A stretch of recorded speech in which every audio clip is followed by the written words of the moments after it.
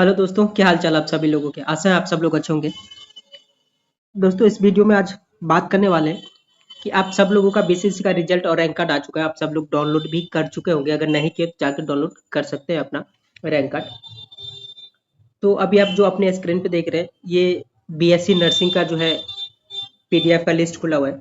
इसमें बात करेंगे कि किस कॉलेज में कितना सीट है, जो कि आपको साफ साफ दिख रहा होगा, पर फिर भी थोड़ा सा जो है डिटेल कर देंगे इस चीज़ को। एंड इस कॉलेज को लेने के लिए अगर आप बीएससी में एडमिशन लेना चाह रहे हैं तो आपका कितना रैंक होना चाहिए यूआर में या फिर जो है कैटेगरी में, किस रैंक तक आपको ये कॉलेज मिल सकता है। अभी तुरंत ही रिजल्ट आया है, मतलब एक दो दिन ही हुआ है और काउंसलिंग होने में एक वीक लग जाएगा। तो इससे पहले आप लोग किस कॉलेज में कितना सीट है, किस रैंक तक कौन सा कॉलेज मिल सकता है, इन सब चीज़ों को जान लें। साथ ही एक और चीज़ है कि अभी आपको बहुत सारे ऐसे लोग मिल जाएंगे कि आपसे ये दावा करेंगे कि बहुत मतलब ज़्यादा रैंक के बाद भी हम ये कॉलेज दिला सकते हैं, या फिर ऐसा होता है, मिल जाता है ये कुछ। एग्जैक्टली ऐसा नहीं होता है, क्योंकि मेरे कॉलेज में 3 साल से जूनियर आ रहे हैं। मैं इन सब लोगों से पूछता हूँ तो पता चलता है कि जो सबसे ज़्यादा रैंक वाला बच्चा है यूआर में, वो ज़्यादा से ज़्यादा 1500 होता है यूआर का, जबकि वो बीएससी नर्सिंग का कॉलेज भी नहीं है। तो इन सब चीज़ों में मत पड़े। अगर बहुत ज़्यादा रैंक होगा आपका तो आप बेहतर होगा कि अगले तैयारी में लग जाए, किसी और चीज़ की तैयारी में लग जाए, अगली बार कॉलेज लेने की कोशिश में तैयारी में लग जाए, ताकि आपका अपना वो कॉलेज मिल जाए जो आप लेना चाहते हो। जिस कोर्स में आप एडमिशन लेकर के आगे पढ़ना चाहते हो, वो कॉलेज आपको मिल जाए। तो ये सब चीज़ अभी बहुत कुछ चलने वाला है, लेकिन जब फर्स्ट सेकेंड थर्ड राउंड हो जाएगा, उसके बाद आपको पता चलेगा कि एग्जैक्टली क्या होता है इन सब चीज़ों में। खैर, इतना सब कुछ ना बताते हुए मैं आपको बताता हूँ कि आपको अगर बीएससी नर्सिंग चाहिए तो यूआर रैंक कितना तक होना चाहिए।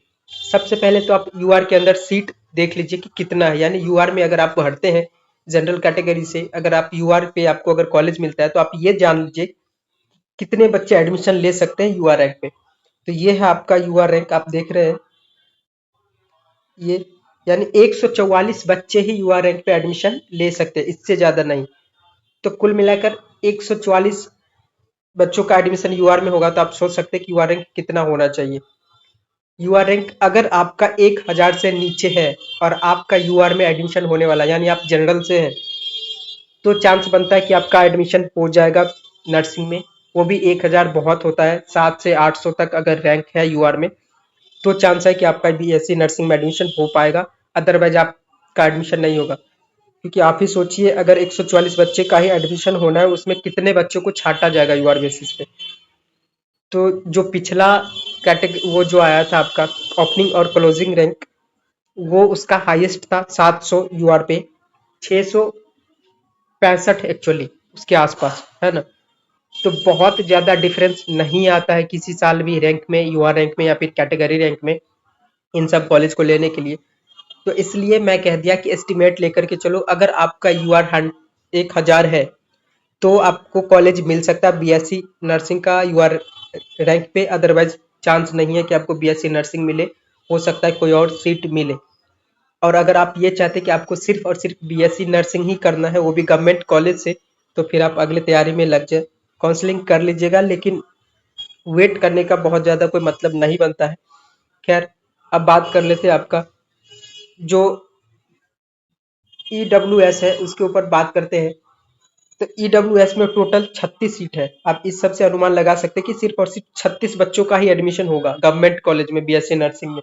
तो आपका रैंक ईडब्ल्यूएस में कितना होना चाहिए, है ना। एससी का बात कर लेते हैं, तो एससी में सिर्फ और सिर्फ 60 बच्चे, यानी 59 सीट है। सिर्फ 59 लोगों का एडमिशन होने वाला है एससी कैटेगरी रैंक पे। तो उसके लिए भी आपको मैक्सिमम अपने कैटेगरी में एससी में 120 अगर है तो चांस बनता है कि आपका हो जाएगा। अगर 120 से ज़्यादा रैंक है कैटेगरी में एससी में, तो फिर बहुत कम चांस है, ना के बराबर चांस है कि आपका जो है admission BSc nursing government college में हो पाएगा। ठीक है, ये एससी फीमेल का है। तो इसके बाद फिर बात करते हैं एसटी का। एसटी में सिर्फ 4 लोगों का एडमिशन होने वाला है, और उसका अगर आप पिछली बार का रिकॉर्ड देखेंगे, तो जिसका एसटी में कैटेगरी रैंक 10 से 15 था, उसी लोगों का एडमिशन हो पाया है, बाकी लोगों का नहीं। सिर्फ 4 सीट में कितने लोगों का हो पाएगा, आप सोच सकते हैं इस चीज को। ठीक है, और बाकी अगर टोटल सीट की बात कर ले, तो गवर्नमेंट कॉलेज में 540 टोटल सीट है बीएससी नर्सिंग के लिए, और ये सारा कैटेगरी सीट दिया हुआ है। आप जब काउंसलिंग करें तो इन सब चीज़ों को जान लें। धीरे धीरे करके आपको जो है एग्रीकल्चर का भी कट ऑफ, साथ ही सीट कॉलेज का, है ना, बाकी अदर पैरामेडिकल कोर्स का, जैसे कि रेडियो हो गया, बीएमएलटी हो गया, है ना, लैब टेक्नीशियन वाला हो गया, साथ ही ऑपरेशन थिएटर वाला हो गया, इन सब चीज़ों का जो है कट ऑफ वगैरह और कॉलेज में कितने सीट है सब मिल जाएगा। आप चैनल को सब्सक्राइब कर लीजिए, अपने दोस्तों के साथ शेयर भी कर दीजिए। अगर आप कोई जानते हैं कि कोई इसमें काउंसलिंग करवाने वाले हैं, सब कुछ डिटेल में मिलेगा, है ना। बहुत ज़्यादा यहाँ पे आपको डिफरेंस देखने को नहीं मिलेगा, क्योंकि मैं इन सब चीज़ों में नहीं पढ़ता कि आपका अगर 5000 युवा रैंक है फिर भी इस कॉलेज में इसमें एडमिशन हो जाएगा। इन सब चीज़ों पे विश्वास मत करो, अब बहुत कुछ देखने को मिलेगा अभी आपको। खैर, आप खुद भी समझदार हो कि अगर 144 ही सीट है तो कितने युवा रैंक तक का एडमिशन हो सकता है, ये आप खुद भी जज कर सकते हैं। अगर आप बीसीसी का एग्जाम दिए हैं तो इतना कैपेबल तो जरूर है। बाय द वे, आप चैनल को सब्सक्राइब कर लीजिए, अपने दोस्तों के साथ शेयर कर दीजिए, और अच्छा लगा हो तो लाइक भी कर लीजिए। Thank you.